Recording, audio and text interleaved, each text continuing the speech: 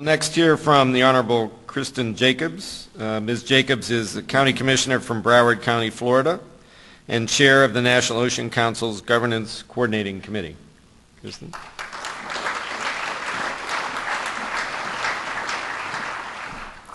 Thank you, John, and especially thank you to President Obama for his forward-thinking policies that brought us all here today to really start to address the issues of the nation's oceans and the stewardship that we all are charged with.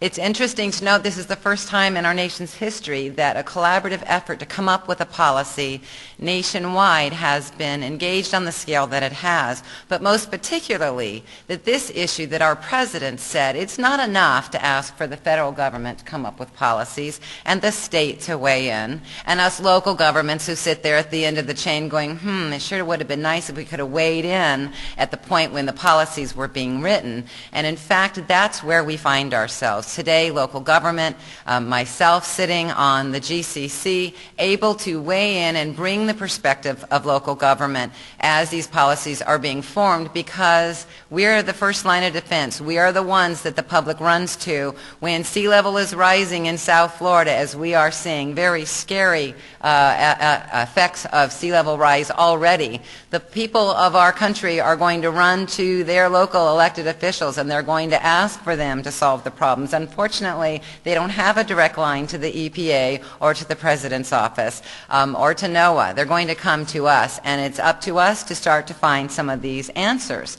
In Broward County, we are 1.8 million people in a very tight footprint of land. We are hemmed in by the Everglades to our west and to the ocean to our east. Our population is great. We have a lot of impacts on the ocean itself and the Everglades.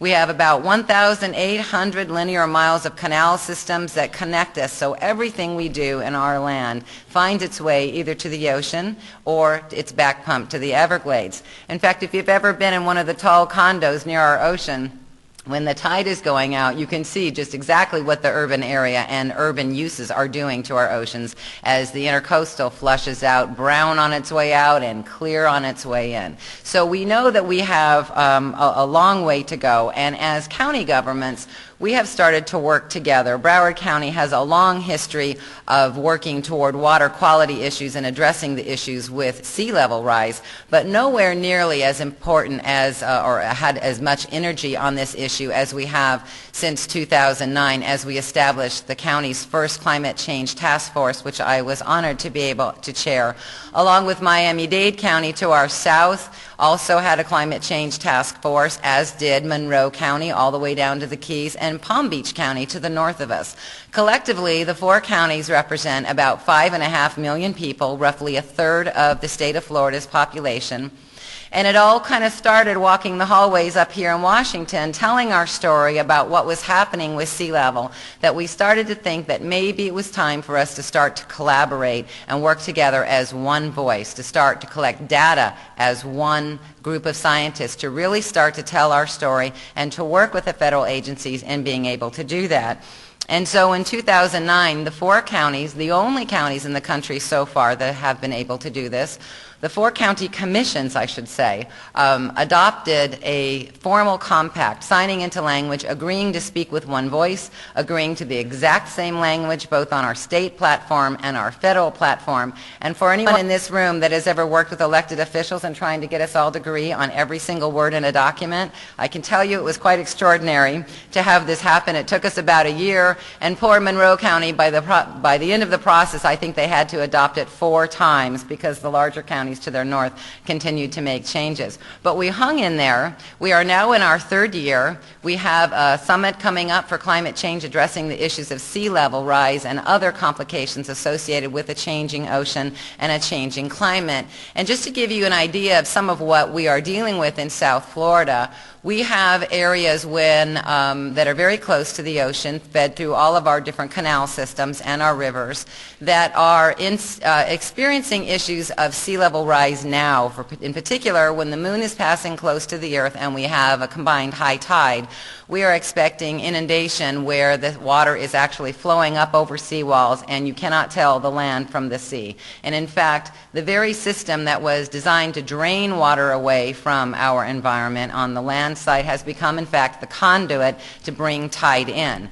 And while Miami-Dade, Broward, and Palm Beach counties are experiencing this during particular times of the year and the month when the moon is high or close, in Monroe County it is a different story altogether. What's happening in Monroe County is they are being inundated with water every day, twice a day, with the high tide. That same system that was designed to draw the water away has become the conduit to bring it in, to the point that Ford Motor Company is no longer honoring the warranty to the police cars in Monroe County to saltwater damage to the undercarriage, and their fire hydrants are rusting away in the streets. So we know, as the 4 counties in South Florida, we kind of consider ourselves to be the canaries in the coal mine. We know that we need to plan, that the residents aren't going to care about whether people cause climate change or not.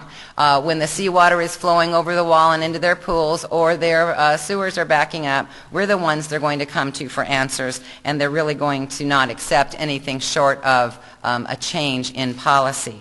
So when we look broad at the issues that we are experiencing in South Florida, we know that we are seeing a picture of our future. We are, but as was said, half of the nation's population is living in a coastal county, and we are part of that whole picture and need to engage very, very strongly in the efforts associated with planning what our future is going to be. When you look at coastal counties around the country, there's 23 of them, generating $4.5 trillion of the nation's GDP. It is an amazing charge that we have here to address these issues. When I was elected in 1998, somebody asked me what platform I was going to run on, and I said, well, the environment, of course. And they said, oh, you'll never get elected with that platform. Nobody cares about the environment. And I said, I think you're wrong. And it has proven, as the last 12 years have gone by, that in fact the environment is something that all people care about. It is certainly something our president has directed us to take a look at, to plan for the future, to no longer sit back and wonder and wait what's going to happen. In fact, our president said to us, all of us in this room, we are who we've been waiting for. So for all of you who are giving your knowledge, who are giving your time, the soldiers on the street, to the naysayers who don't believe, to those who want to duck their heads and hide from the political winds or blow with the political winds and not deal with the issues that we know as policymakers are coming, as scientists know are coming. I thank you. I thank you for the work you'll do today, for the work that is still ahead of us as we move forward. We know that it's some of the most important things that we can undertake. And indeed, as we led this morning with a tribal blessing, it's important to realize that we did not inherit this land from our forefathers. We are merely borrowing it from our grandchildren. It is our generation's charge to sustain and take care of what we have for those who are to follow. All of you in this room are a part of that effort. And as a local government official, I really thank you for all that you're going to give. We need every bit that you have. Thanks.